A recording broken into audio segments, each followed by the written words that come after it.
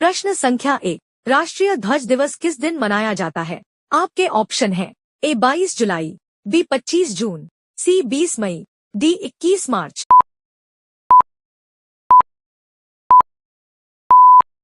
इस प्रश्न का सही उत्तर है ए 22 जुलाई।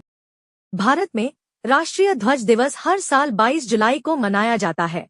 यह उस ऐतिहासिक दिन की याद में मनाया जाता है जब भारत की संविधान सभा ने वर्तमान तिरंगे झंडे को देश के आधिकारिक राष्ट्रीय ध्वज के रूप में अपनाया था।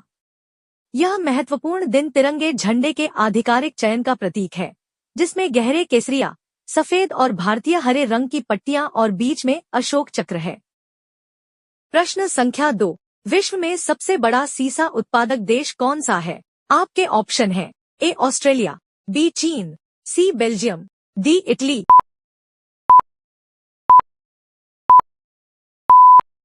इस प्रश्न का सही उत्तर है बी चीन।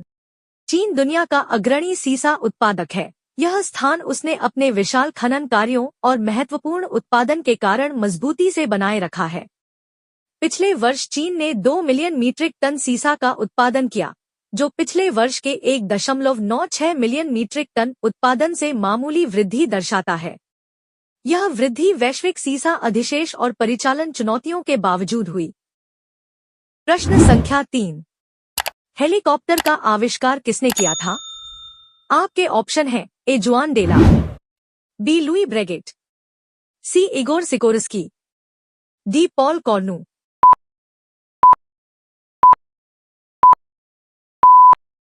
इस प्रश्न का सही उत्तर है सी इगोर सिकोर्स्की। इगोर सिकोर्स्की एक रूसी मूल के इंजीनियर और आधुनिक हेलीकॉप्टर के आविष्कारक थे। कई शुरुआती डिजाइनों के निरंतर उड़ान हासिल करने में विफल रहने के बावजूद सिकोर्स्की के लगातार प्रयासों की परिणति 1939 में VS-300 की सफल उड़ान में हुई। इस उपलब्धि ने आधुनिक हेलीकॉप्टर डिजाइन की नींव रखी। प्रश्न संख्या 4, किस फल का बीज बिच्छू के जहर को उतार देता है? आपके ऑप्शन हैं ए आम, बी पपीता, सी इमली, डी लीची।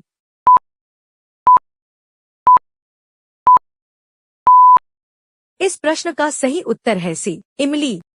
प्रश्न संख्या 5, मुकेश अंबानी किस जाति से संबंध रखते हैं? आपके ऑप्शन हैं ए मोद वाणिक, बी मोडघांची, सी राजपूत, डी मारवाड़ी।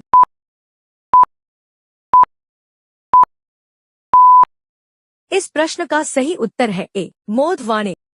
मुकेश अंबानी गुजरात की मोद वाणिक जाति से संबंध रखते हैं। मोद वाणिक जाति गुजरात के वैश्यों से संबंध रखती है। इस जाति के अधिकांश लोग कारोबार से संबंध रखते हैं। यही कारण है कि मुकेश अंबानी अपने पारिवारिक कारोबार को बुलंदियों पर ले जा रहे हैं। प्रश्न संख्या 6, किस देश को भारत का आंसू कहा जाता है? आपके ऑप्शन हैं ए पाकिस्तान, बी श्रीलंका, सी बांग्लादेश, डी म्यांमार।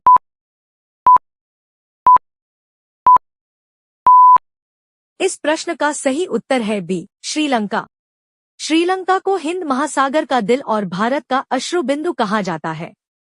यह दुनिया के नक्शे पर सबसे खूबसूरत बिंदुओं में से एक है और यह चारों तरफ से पानी से घिरा हुआ है। इसका आकार अश्रु बिंदु के रूप में है। प्रश्न संख्या 7, विश्व के किस देश में अंतर्राष्ट्रीय सीमाओं की संख्या सबसे अधिक है? आपके ऑप्शन हैं ए नेपाल, बी भारत, सी चीन, डी पाकिस्तान।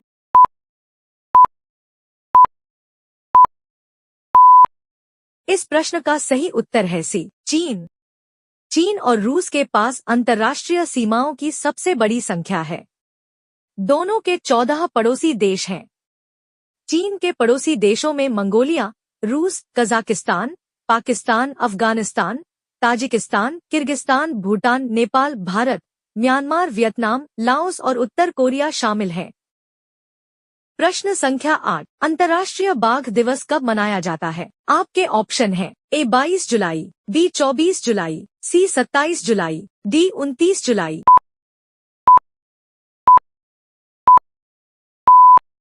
इस प्रश्न का सही उत्तर है डी 29 जुलाई।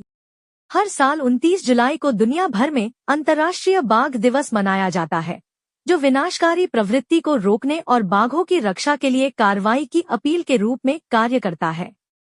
बाघ अपने पारिस्थितिकी तंत्र में शीर्ष शिकारी रहे हैं और अब उनके विलुप्त होने का खतरा है। प्रश्न संख्या 9। आग बुझाने के लिए किस गैस का उपयोग किया जाता है? आपके ऑप्शन हैं A oxygen, B nitrogen, C carbon dioxide, D hydrogen.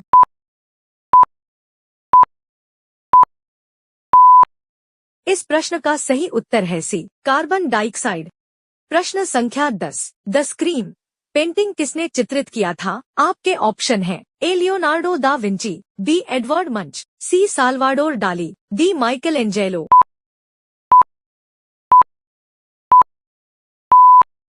इस प्रश्न का सही उत्तर है B Edward Munch. The Scream Edward Munch द्वारा बनाई गई एक पेंटिंग है। इसका प्रारंभिक संस्करण 1893 में पूरा हुआ था। एडवर्ड मंच की द स्क्रीम एक पुल पर खड़ी एक आकृति की भयावह छवि है। कला के इतिहास में इसे सबसे प्रसिद्ध चित्रों में से एक माना जाता है। प्रश्न संख्या 11। नोबेल शांति पुरस्कार जीतने वाली पहली महिला कौन थी? आपके ऑप्शन हैं A Selma Lagerlof, B Mother Teresa, C Bertha von Suttner, D Jane Adams.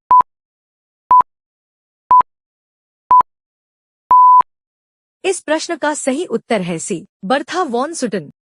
Baroness Bertha von Suttner 1905 में नोबेल शांति पुरस्कार से सम्मानित होने वाली पहली महिला थी।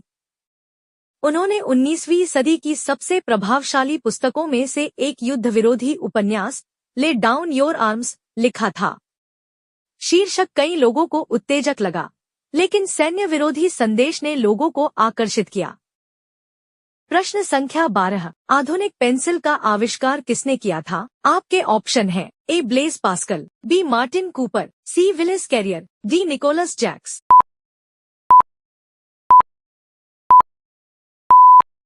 इस प्रश्न का सही उत्तर है डी निकोलस जैक्स। आधुनिक पेंसिल का आविष्कार 1795 में निकोलस जैक्स कॉन्टे ने किया था, जो एक फ्रांसीसी कलाकार और आविष्कारक थे। कॉन्टे ने ग्रेफाइट को मिट्टी के साथ मिलाकर लकड़ी में रखने की विधि विकसित की, जिससे एक ऐसी पेंसिल बनी जिसे तेज करना और इस्तेमाल करना आसान था। उनके इस आविष्कार ने लेखन और ड्राइंग को अधिक सटीकता और सुविधा प्रदान करके बदल दिया, और उनका आविष्कार आज भी व्यापक रूप से उपयोग किया जाता है। प्रश्न संख्या 13। प्रसिद्ध कलाकृति द परसिस्टेंस ऑफ मेमोरी किसने चित्रित की थी? आपके ऑप्शन हैं A Salvador Dali, B Vincent van Gogh, C Edward मंच, डी लियोनार्डो दा विंची।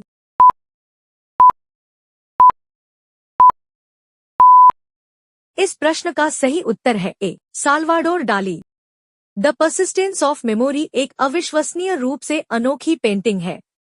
डाली ने पेंटिंग में विभिन्न वस्तुओं को पिघलाकर वास्तविकता और कल्पना के बीच की रेखाओं को धुंधला कर दिया है। उन्होंने यह भी उल्लेख किया कि घड़ी स्वयं स्थान और समय की सापेक्षता का प्रतिनिधित्व करती है। लेकिन डाली की पेंटिंग सिर्फ एक जंगली भ्रम की तरह नहीं दिखती। प्रयोगात्मक कलात्मक तरीकों का इस्तेमाल करते हुए उन्होंने वास्तव में पूरी पेंटिंग को भ्रम में डाल दिया। प्रश्न संख्या 14। प्रसिद्ध पेंटिंग स्टारी नाइट किसने चित्रित की थी? आपके ऑप्शन हैं A Salvador Dali, B Vincent van Gogh, C Leonardo da Vinci, D Edward मंच।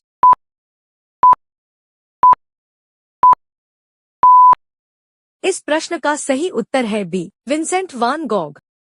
यह चित्र वान गॉग ने जून 1889 में बनाया था, जब वे मानसिक अवसाद से ग्रस्त थे और सेंट्रेमी डी प्रोवेंस में एक असाइलम में रह रहे थे। चित्र में उनके कक्ष की पूरब दिशा की ओर खुलने वाली खिड़की से दिखाई पड़ने वाली सूर्योदय के ठीक पहले की तारों भरी रात का चित्रण है, जिसमें उनके द्वारा एक काल्पनिक गांव भी जोड़ा गया है। प्रश्न संख्या 15। किस देश का उपनाम इंद्रधनुष राष्ट्र है? आपके ऑप्शन हैं ए मेडागास्कर, बी दक्षिण कोरिया, सी दक्षिण अफ्रीका, डी युगांडा।